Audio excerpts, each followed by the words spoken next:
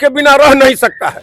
जिस दिन सत्ता से हटेगा मर जाएगा। इब्राहिम के यहाँ भी जाके गिर सकते हैं सत्ता के लिए। 20 विधायक ऐसे हैं जो बेचैन है, उनको राजद में शामिल कीजिए आप। नहीं परिस्थिति आ रही। प्रसाद ने उन पटना में वंचित लोगों के बाल को कलेक्टर से धुलवाया, कमिश्नर से धुलवाया। कलेक्टर और कमिश्नर मुसहर और डोम का बाल धोते थे। 2 लाख नौकरियों की तेजस्वी यादव बात करते हैं। जब गठबंधन से वो अलग हुए तो उनका कहना है कि हमको खबर लग गया था कि आप लोग पैसा ले रहे हैं, इसीलिए हम जानते हैं। 200 करोड़ रुपया उनके खाता में कहां से आया? नीतीश कुमार जी तो हाँ, पार्टी कार्यालय 200 करोड़ जो गया है वो कहां से पैसा आया, इसकी जांच होनी चाहिए। भाजपा अपने को चरित्रवान पार्टी बनती है। देश के सभी जिला मुख्यालयों में आरएसएस का और भाजपा का जो कार्यालय बना है वो पैसा कहां से आया? उनके यहाँ एक बड़े अधिकारी बैठे हुए हैं जो रोज कलेक्टर को, कमिश्नर को, सभी लोगों को फोन करके जो प्रभावित कर रहे हैं उसकी जांच कब कराएंगे? नमस्कार, मैं राहुल कुमार स्वागत करता हूं एक बार आप सभी का फिर से कोचगांव कन्वर्सेशन में। अभी हम पहुंच चुके हैं रोहतास जिला के दिनारा विधानसभा बक्सर लोकसभा में। जी हाँ, और हमारे साथ हैं दिनारा विधानसभा के विधायक विजय मंडल जी। अब हम उनसे सीधे बात करेंगे और जानेंगे कि क्या है बक्सर लोकसभा का इस बार का समीकरण 2024 का। और उसके साथ साथ एक खबर और आपको बता दूं कि आज से ही राजद नेता तेजस्वी प्रसाद यादव जन विश्वास यात्रा का शुरुआत कर चुके हैं। वो उनका 23 तारीख को, आगामी 23 तारीख को दिनारा में भी उनका कार्यक्रम है। उन सब चीज़ों को लेकर के बात करेंगे। तो आइए सीधे चलते हैं और बात करते हैं विजय मंडल जी से। जी नमस्कार। नमस्कार। बक्सर लोकसभा में इस बार क्या लग रहा है, क्या राजद बक्सर लोकसभा सीट को कब्जा कर पाएगी या फिर से बीजेपी ही अपना तीसरा बार वहां से सीट लेके जाएगी? ये तो जनता तय करेगी इस बार का माला किसमें डालती है। ऐसे हमारे नेता घूम रहे हैं आज से जन विश्वास यात्रा पर, और जो अभी मुजफ्फरपुर में उनकी सभा हो रही है, लाखों की भीड़, जन सैलाब, और बिहार की आवाम, नौजवान, किसान, मजदूर, अल्पसंख्यक, दलित, उपेक्षित लोग एकमुश्त तेजस्वी यादव की ओर टकटकी निगाह लगाकर देख रहे हैं। 17 महीना बनाम 17 साल में तेजस्वी यादव जी ने जो किया है 17 महीना में, मैं आपके माध्यम से बिहार के मुख्यमंत्री, जबकि तेजस्वी यादव जी ने 17 महीना में बिहार में रोजगार मैन के रूप में प्रख्यात हुए हैं। उन्होंने अपने रिजिम में मेरे यहाँ इस बगल में हॉस्पिटल बना है, उस हॉस्पिटल को देख लीजिए, वो उनकी देन है। बगल में सुरजपुरा में, बगल में आप आ रहे होंगे तो कोयरिया एक गांव है इसी दिनारा में, आपका डेढ़गांव में, करहसी में, मतलब सभी जगहों पर उसने हॉस्पिटल को बदलने का काम किया। और नए हॉस्पिटल बने या व्यवस्थाएं बने? नए बने, व्यवस्था भी बनी, जहां बिगड़ा हुआ था उसको भी उन्होंने बनाया और नया भी बनाया। यहाँ पहले अभी 30 बेड का बना है, पहले 8 बेड का था, 30 बेड का यहाँ बना है। सारी सुविधाओं से युक्त है ये हॉस्पिटल, जो सब व्यवस्था इसमें दिया गया है। अभी मुख्यमंत्री जी इनके कामों की जांच कराने की बात कर रहे हैं। हम स्वागत करते हैं माननीय मुख्यमंत्री का कि काम का स्वागत करें, लेकिन आपके माध्यम से मैं ये पूछना चाहता हूं कि उनके यहाँ एक बड़े अधिकारी बैठे हुए हैं जो रोज कलेक्टर को, कमिश्नर को, सभी लोगों को फोन करके जो प्रभावित कर रहे हैं उसकी जांच कब कराएंगे? तो आप ये कह रहे हैं कि मुख्यमंत्री अधिकारियों के थ्रू मैनेजमेंट कर रहे हैं क्षेत्रों में अपनी पार्टी के लिए खुलेआम। एक चीज और आपके माध्यम से मैं उनसे पूछना चाहता हूं, 200 करोड़ रुपया उनके खाता में कहां से आया? नीतीश कुमार जी के? नहीं तो हाँ, पार्टी कार्यालय 200 करोड़ जो गया है वो कहां से पैसा आया, इसकी जांच होनी चाहिए। भाजपा अपने को चरित्रवान पार्टी बनती है। देश के सभी जिला मुख्यालयों में आरएसएस का और भाजपा का जो कार्यालय बना है वो पैसा कहां से आया है? जहाँ कम से कम 5-5 करोड़ 10-10 करोड़ रुपया एक कार्यालय में बनने में लगा है, ये पैसा कहाँ से आया है? इसकी जांच होनी चाहिए कि नहीं होनी चाहिए? ये नहीं हो रहा है। आप कह रहे हैं कि हम लोग तो सुशासन बाबू हैं, हम चरित्रवान हैं, इस देश का खरबों रुपया, अरब नहीं खरबों रुपया लेकर के भाग गया विदेश, उस पर आप कार्रवाई नहीं कर रहे हैं, उसका माफ कर देते हैं। इसे आप आ रहे होंगे, किसान को देख रहे हैं, किसान को कोई पूछने वाला है नहीं, ये देखने वाला कोई नहीं है। आप जांच करा रहे हैं, किस चीज का जांच करा रहे हैं? इस दिनारा में जांच करा रहे हैं कि नौकरियों में जो 2 लाख नौकरियों की तेजस्वी यादव बात करते हैं, जब गठबंधन से वो अलग हुए तो उनका कहना है कि हमको खबर लग गया था कि आप लोग पैसा ले रहे हैं, इसीलिए हम जांच करा रहे हैं। हम तो ये कहेंगे कि अभी इसी दिनारा में, दिनारा का कोई ऐसा रोड नहीं है, वो 17 साल बनाम 3 साल, हम 3 साल से एमएलए हैं, तो जरा इसको मिलाइए। कोई ऐसा गांव नहीं है मैं जहां रोड नहीं बनवाया हूं। सारे रोड जो नरक था, सारे रोड को हम लोगों ने ठीक करवाया। और अब कहे कि इसका जांच कराएं, कहां से पैसा आया? अरे सरकार पैसा दिया है, ये गरीब का पैसा है, ये किसान का पैसा है, जो हम देते हैं आपको टैक्स, उसका पैसा है, उससे ही बन रहा है, कोई हमारे घर से थोड़े बन रहा है। लेकिन इससे पहले क्यों नहीं बनता था? वो तो नौकरी देने के पहले भी कहे थे कि कहां से लाएगा, अपने बाप के घर से पैसा? बताइए। उन्होंने जातीय जनगणना कराया, उन्होंने नौकरी दिया, उन्होंने हॉस्पिटल सुधारा, उन्होंने रोड बनवाया। यह 17 महीना में तेजस्वी ने यह किया। आप 17-18 साल से आप क्या कर रहे थे? ये आदमी थका हुआ है। बस केवल एक बात, 2005 से पहले क्या था? 2005 से पहले क्या था? हम जब आए, अरे 2005 से पहले क्या था? 2005 से पहले बैलगाड़ी चलता था, 2005 से पहले कहीं रोड नहीं था। 2005 में जब लालू प्रसाद उससे पहले आए, इस बिहार में 7-7 विश्वविद्यालय किसने बनाया?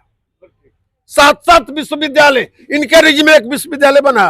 बक्सर जिला किसने बनवाया? कैमूर जिला किसने बनवाया? बिहारी अनुमंडल किसने बनवाया? बक्सर में जी अभी एक भी यूनिवर्सिटी नहीं है। बक्सर नहीं, शाहाबाद में पूरे बिहार में 7 ही विश्वविद्यालय बना, वो लालू प्रसाद ने बनवाया। बाबू बिरकोर से विश्वविद्यालय आरा, भूपेंद्र नारायण मंडल विश्वविद्यालय, कामेश्वर से संस्कृत विश्वविद्यालय, बिरसा मुंडा विश्वविद्यालय, ये सारे विश्वविद्यालय लालू प्रसाद ने बनाया। आप कह रहे हैं कि शिक्षा, आपने कौन विश्वविद्यालय बनाया बताइए? आपने कितने जिला बनाया है बताइए? मोदी जी से मांग किए थे पटना यूनिवर्सिटी को सेंट्रल यूनिवर्सिटी बनाना। हाँ, मांग कर रहे हैं, लेकिन बना नहीं। तो हमने बनवाया, हमने जिला बनवाया, हमने प्रखंड बनवाया, हमने अनुमंडल बनवाया, हमने हॉस्पिटल बनवाया। हम कहते हैं कि आपने कुछ नहीं किया। हमने सबसे बड़ा काम किया, जो सदियों से जिनका शोषण और दोहन हुआ, जो सत्ता से वंचित रहे, उसको हमने सत्ता का स्वाद दिया। ये हमारी सबसे बड़ी उपलब्धि है। लालू प्रसाद ने उन घरों में दीपक जलाया जहां सदियों से अंधेरा था, वहां उसने रोशनी देने का काम किया लालू प्रसाद ने। ए, ए, ए, ए, इनको देखिए, ये मुसहरजात से है, ये ब्लॉक पर जाने लगे। ये किनका देन है? ये किनका देन है? लालू प्रसाद का देन है कि आदमी ब्लॉक पर जाने लगे। पहले ये लोग आते थे। लालू प्रसाद ने उन पटना में वंचित लोगों के बाल को कलेक्टर से धुलवाया, कमिश्नर से धुलवाया। कलेक्टर और कमिश्नर मुसहर और डोम का बाल धोते थे, धुलवाया लालू प्रसाद ने। यह लालू प्रसाद की उपलब्धि है। सामाजिक न्याय, सामाजिक न्याय, धर्मनिरपेक्षता लालू प्रसाद ने किया। ये आदमी बिहार में अपने बोलते हैं भाषण में कि जमीन के चलते बिहार में अपराध बढ़ रहा है। 2-2 बार अंचल अधिकारियों का बदली हुआ। एक बार भाजपा के मंत्री थे और दूसरी बार हमारे मंत्री थे। इतना रोष होने के बावजूद राजद क्यों 2-2 बार उनको अपने साथ ले आई? पहली बार तो मैंने मिल के लड़े, उसमें पहली बार समझौता, और दूसरी बार जो हुआ वो स्वयं चल करके आए लालू प्रसाद और राबड़ी देवी के पास। लालू जी जेल में थे उस समय, राबड़ी देवी से मेरे, हम लोग वहां बैठे हुए थे, विधायक दल की बैठक थी, और आए और हाथ जोड़ के बोले कि हमसे अब कोई गलती नहीं होगा, अब जो हो गया सो हो गया, मैं यही हमारा जीवन कटेगा। ये आदमी इस तरह का बयान देता है, ये आदमी ये बयान देता है आप लोगों के माध्यम से कि अब तो ये बच्चा देखने वाला है, अब तो ये देखेगा, हम तो देखने वाले नहीं। अब उनको तेजस्वी में खोट दिखाई दे। जब समस्तीपुर में गए थे कर्पूरी ठाकुर जी के जयंती के अवसर पर और जो जनसैलाब कबरा जिसमें बच्चा बच्चा तेजस्वी यादव का नारा लगाया तो ये आदमी बेचैन हो गया। कर्पूरी जी को तो भारत रत्न दिलवा दी है, एक नीतीश कुमार ही दिलवाए ना। अब एक प्रकरण आपको सुना देते हैं। बिहार में अगर कर्पूरी ठाकुर का सबसे कोई बड़ा विरोधी है तो शख्सियत का नाम नीतीश कुमार है। उसका उदाहरण लीजिए, उदाहरण मैं दे रहा हूं। 1978 में जब कर्पूरी ठाकुर बिहार के मुख्यमंत्री थे तो लाला लाजपत राय भवन में एक सेमिनार हुआ था और कर्पूरी ठाकुर जिनको हरा के मुख्यमंत्री बने थे सत्येंद्र बाबू को, वो उसका उद्घाटन किए और नीतीश कुमार उसकी अध्यक्षता किए। ओ नीतीश कुमार हैं, नीतीश कुमार वो चीज हैं। कर्पूरी ठाकुर का बिहार में अगर सबसे बड़ा कोई विरोधी है तो नीतीश कुमार। वहां जब 12% आरक्षण पिछड़ों को दिए थे तो उसके खिलाफ वो सेमिनार था और सेमिनार की अध्यक्षता किए थे। मैं आपके माध्यम से उनसे पूछ रहा हूं, मैं विधानसभा में बोला हूं इस बात को।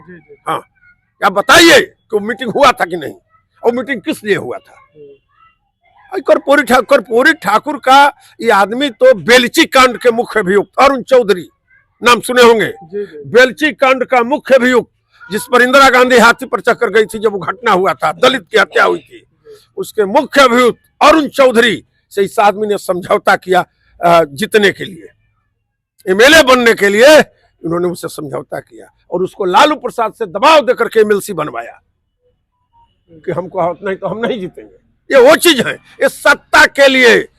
हमारे बगल के सांसद सासाराम के छेदी पासवान जी बयान दिए थे कि दाऊद इब्राहिम के यहाँ भी जाके गिर सकते हैं सत्ता के लिए।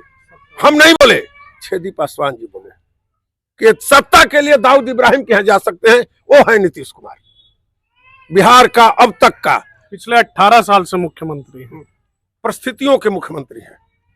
हाँ, परिस्थिति बना करके अब तो कह रहे थे कि हम तो पिछले बार बोले कि हम तो मुख्यमंत्री बनना नहीं चाहते थे, हमको भाजपा के लोगों ने बना दिया बढ़िया जबरदस्ती। अरे भाई, तो अब आप गए थे तो छोड़ देते भाजपा को।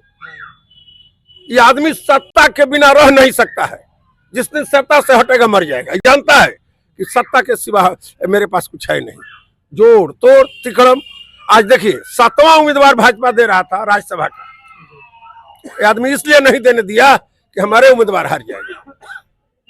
मान रहा था कि हमारा उम्मीदवार हार जाएगा, क्रॉस वोटिंग क्रॉस उसका विधायक हमारा तो 3 को चला गया, लेकिन उसके साथ रह करके 20 विधायक ऐसे हैं जो बेचैन हैं। तो उनको राजद में शामिल कीजिए आप। नहीं, परिस्थिति आने दीजिए, होगा सब आगे दिखाई पड़ेगा क्या होगा।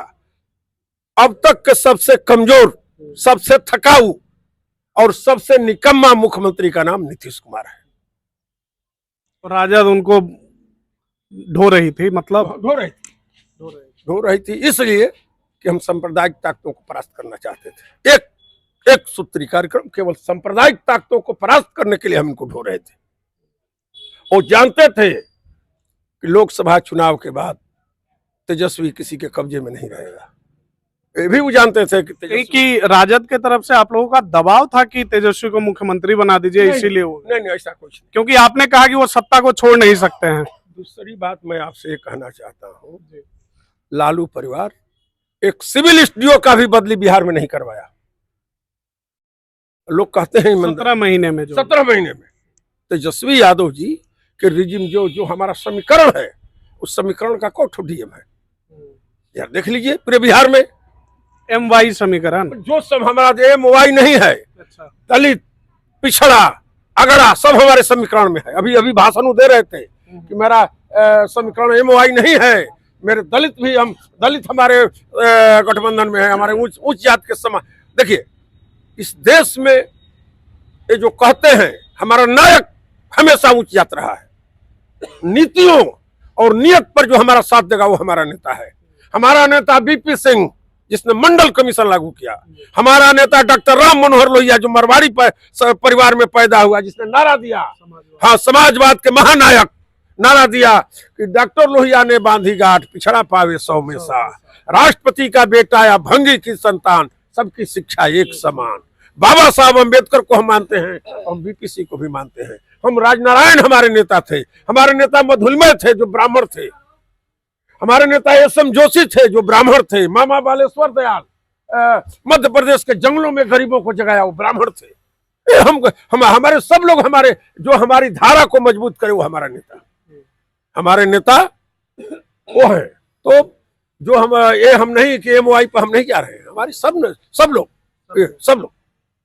केवल सांप्रदायिक ताकतों से। सांप्रदायिक ताकत नहीं, लोहिया ने जहां मांग किया, अंबेडकर साहब ने अब लिखा, लेकिन जमीन पर सत्ता दे दिया बीपी सिंह, गरीबों के मंडल को लागू करके सत्ता दे दिया दूसरे को, और साधारण परिवार का। उस आरक्षण को मुख्यमंत्री नीतीश कुमार 75% कर दिया। वो नहीं किए, हमारे नेता ने किया, हमारे नेता ने, तेजस्वी यादव ने किया, हमारे नेता ने जातीय जनगणना कराया, हमारे नेता ने कहा कि इसको लागू कीजिए। वो आरक्षण देने वाले थोड़े हैं, वो आरक्षण खाने वाले लोग हैं, वो सामंती ताकतों के पक्षधर हैं, वो कभी भी गरीब के पक्ष में नहीं खड़ा होने वाले लोग हैं।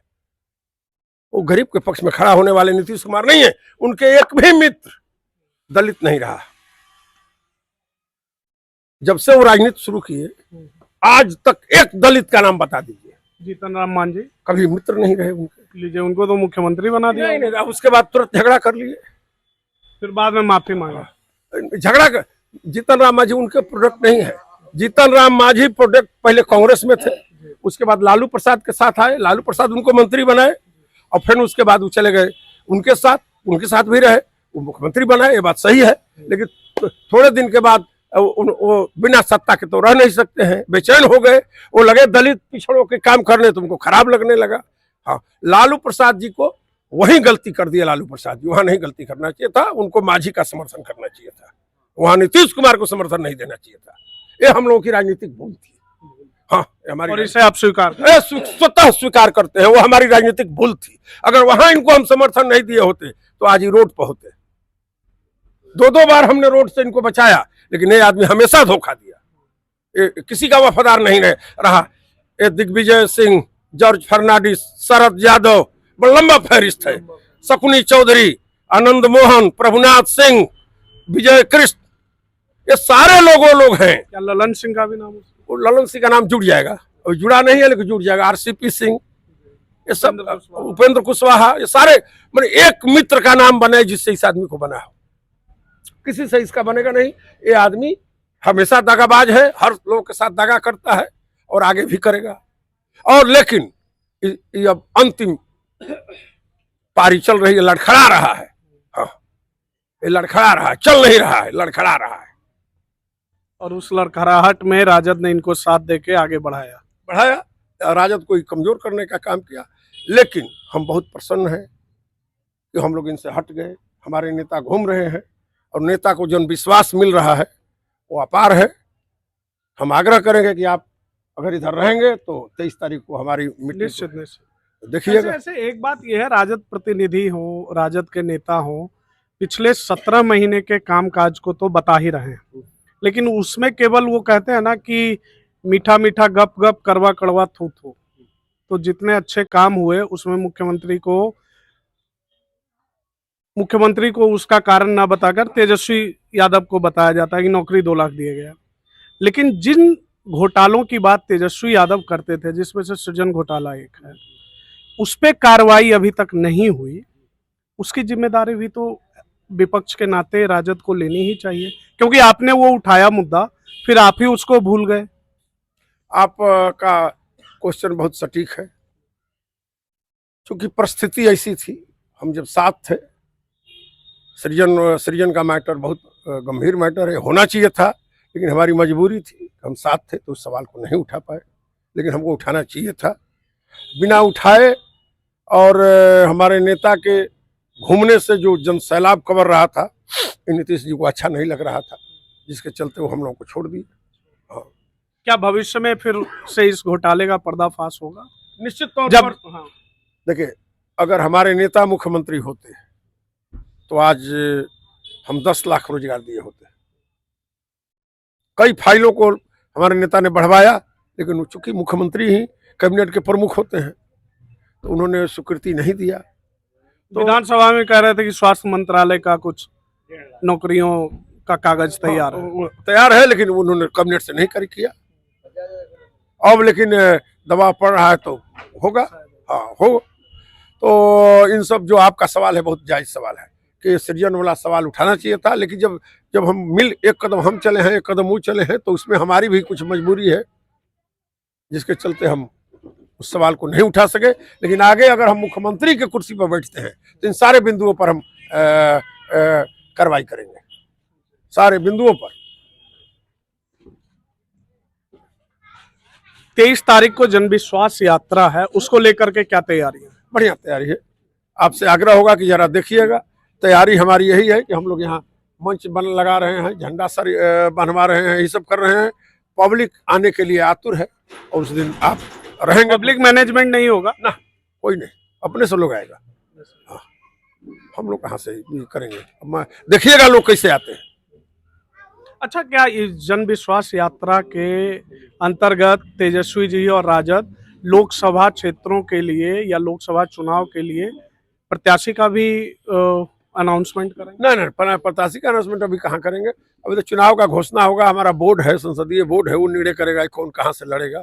जहाँ से उचित हमारे गठबंधन के लोग हैं, कांग्रेस है, माले है, सीपीआई सीपीएम है, सब लोगों के साथ हम लोग बैठ करके जो अंतिम निर्णय होगा, जिसको भी उम्मीदवार वो लोग बनाएंगे, गठबंधन का जो उम्मीदवार होगा उसके लिए हम लोग खड़ा है। दिनारा क्षेत्र की जनता के आपको भी आगे सांसद के रूप में देख सकते? नहीं, मैं सांसद का स्वयं उम्मीदवार नहीं हूँ।